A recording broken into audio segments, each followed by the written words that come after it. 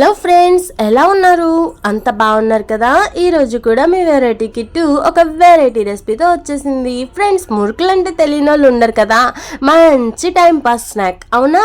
మరి మనమేమో జంతికలు అనేస్తాం. ఇది ఇన్స్టెంట్గా అండ్ చాలా రుచిగా ఎలా చేయాలి అనేది చూసేద్దాం. అండ్ పర్ఫెక్ట్ కొలతలతో చెప్తాను, వీడియో చివరి వరకు చూడండి. 1 కప్పు శనగపిండికి 3 కప్పుల బియ్యం పిండి వేయండి. అలాగే 1 స్పూను జీలకర్ర అండ్ 1 స్పూను వాము, 2 కూడా ఇలా మెత్తగా క్రష్ చేసుకొని వేసేయండి. ఆ తర్వాత 1 కప్పు నువ్వులు వేయండి. నువ్వులు స్కిప్ చేసినా పర్వాలేదు, అండ్ మ్యాక్సిమం నువ్వులు వేస్తే టేస్ట్ బాగుంటుంది. సో 1 స్పూన్ కారం, అలాగే రుచికి సరిపడినంత సాల్ట్ 2 స్పూన్స్ వేసాను నేను. అలాగే 1 స్పూన్ పసుపు, ఆ తర్వాత 2 స్పూన్ల కాచిన నూనె వేయండి. సో అట్లా అయితే చక్కగా క్రంచీగా ఉంటాయి. తర్వాత 1/2 స్పూన్ బేకింగ్ సోడా వేసి చక్కగా మొత్తం అంతా కూడా కలిపేయండి. ఆ తర్వాత కొంచెంగా వాటర్ పోసుకుంటూ మనం చపాతీ పిండికి ఎలా అయితే కలుపుతామో అలాగే ఈ పిండిని కూడా చక్కగా కలిపేసుకోవాలి.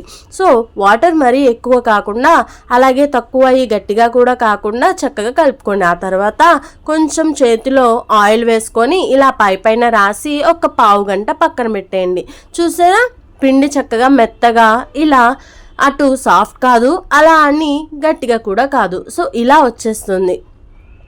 సో దీనిని మనం జంతికల గిద్ద ఉంటుంది కదా, అందులో చక్కగా వేసేసుకోవాలి. సో నేనైతే ఈ జంతికల గిద్ద తీసుకొని దానిలో చక్కగా పెట్టేశాను. తర్వాత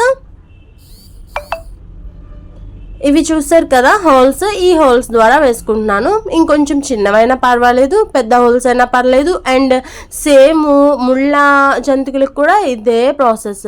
సో చక్కగా ఆయిల్లో ఇలా వేసేసుకోండి. కొంతమంది గరిటె మీద షేప్ కోసం వేస్తారు, నేనైతే డైరెక్ట్ ఆయిల్లో వేసేస్తున్నాను.